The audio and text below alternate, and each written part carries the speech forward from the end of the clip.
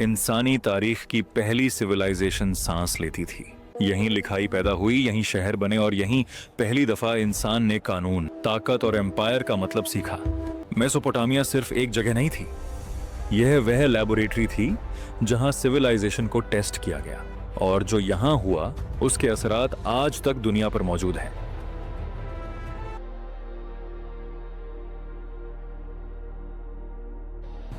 Baghdad, Iraq, एक ऐसा शहर जो पिछले कई सालों से जंग, डिक्टेटरशिप्स, फॉरेन इन्वेजन्स और सिविल वॉर्स का मरकज रहा है। इस जमीन पर तारीख के गहरे निशान हैं, जैसे हर दौर ने अपना जख्म यहां छोड़ दिया हो। आज बगदाद की आबादी तकरीबन 80 लाख है, जो मिडिल ईस्ट के बड़े शहरों में शामिल होता है। मगर यह जमीन सिर्फ आज की कहानी नहीं सुनाती। बगदाद से बहुत पहले सदर्न मेसोपोटामिया के मैदानों पर एक और अजीम शहर उभरा था, एक ऐसा शहर जो अपने दौर का मरकज था। जब हम बगदाद से मशरिक़ जानिब जलती हुई रेत के सहराओं की तरफ बढ़ते हैं तो कुछ ही देर में उफुक पर अजीब ओ गरीब मिट्टी के टीले नजर आने लगते हैं। ये कुदरती पहाड़ नहीं बल्कि टेल्स कहलाते हैं, इंसानों के बनाए हुए आर्टिफिशियल टीले जो हजारों सालों की रहने वाली जिंदगी के मलबे से तश्कील पाए। ये खामोश टीले कभी अजीम शहरों के निगहबान थे, आज ये वीरान, तन्हा और भूले हुए खड़े हैं। बगदाद और पर्शियन गल्फ के दरमियान नासिरिया शहर के करीब इन्हीं टीलों में से एक सबसे ज्यादा अजीम है। यही वो जगह है जहां कभी ऊर का शहर बसा हुआ था। हजारों साल पहले यूफ्रेटीज दरिया के चौड़े किनारे यहीं से गुजरते थे, मगर वक्त ने अपना रुख बदल लिया। दरिया ने शहर को छोड़ दिया और पीछे सिर्फ पत्थर, मिट्टी और इंसानी हड्डियां रह गईं। 2000 साल से ज्यादा अरसे तक ऊर जमीन के नीचे दफन रहा। हवा, रेत और वक्त ने इसे पूरी तरह छुपा दिया, जैसे ये कभी था ही नहीं। फिर 19वीं सदी, 19वीं सेंचुरी के दरमियान करीबी बाजारों में कुछ अजीब और गरीब चीजें बिकने लगीं। पुराने पत्थर, मोहरें और मिट्टी की तख्तियां, जिन पर अनोखी लिखाई बनी हुई थी। इसी दौर में आर्कियोलॉजी एक नई साइंस के तौर पर उभर रही थी। मेहनत और लगन से एक नई फील्ड ने जन्म लिया, असीरियोलॉजी, जिसने पुरानी क्यूनिफॉर्म लिखाई को पढ़ना सीखा। और जब इन लिखाइयों का राज खुला तो दुनिया ने पहली मर्तबा हजारों साल पुरानी एक भूली हुई सिविलाइजेशन को देखा।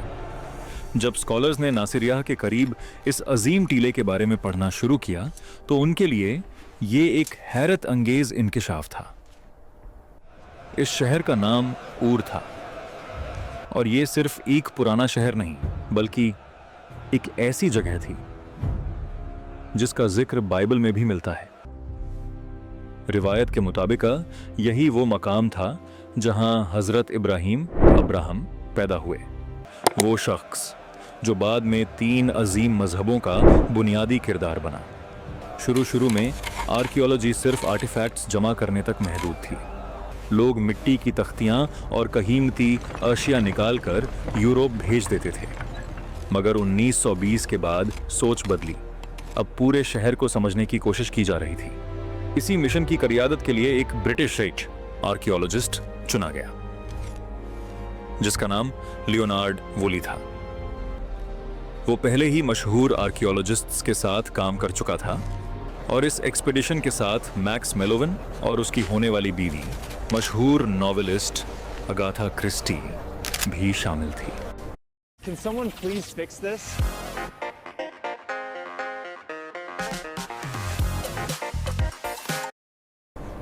पूरी दुनिया की नजरें इस एक्सपीडिशन पर लगी हुई थीं।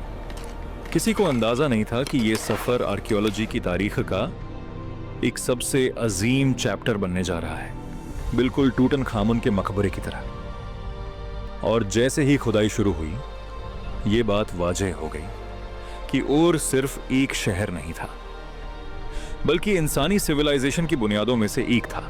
जब लियोनार्ड वूली और उसकी टीम ने ऊर की खुदाई जारी रखी तो जो कुछ जमीन के नीचे से निकलकर सामने आया उसने पूरी दुनिया के तारीखी तसव्वुर को हिलाकर रख दिया।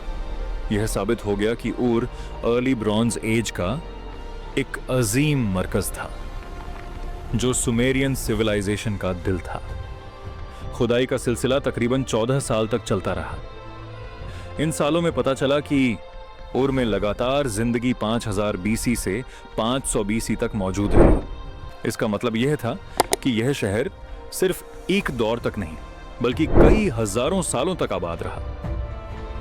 अपनी बुलंदी पर ऊर की आबादी 65,000 के करीब थी। उस दौर में यह दुनिया के सबसे बड़े शहरों में से एक था। आज के शहरों से मुकाबला करें तो यह नंबर छोटा लग सकता है, मगर उस वक्त के लिए यह तादाद बहुत ज्यादा थी। यूरोप के आर्कियोलॉजिस्ट शुरू में मिडिल ईस्ट सिर्फ इसलिए आए थे कि बाइबल की कहानियों के असल सुराग मिल सके, मगर जो कुछ सुमेरियंस के हवाले से सामने आया उसने सिर्फ मजहबी तारीख नहीं बल्कि पूरी इंसानी सिविलाइजेशन की कहानी बदल दी। ऊर में हजारों कब्रें मिली, आम लोगों की भी और बादशाहों और मल्लिकाओं की भी, मगर सबसे ज्यादा हैरत अंगेज एक रॉयल सिमेट्री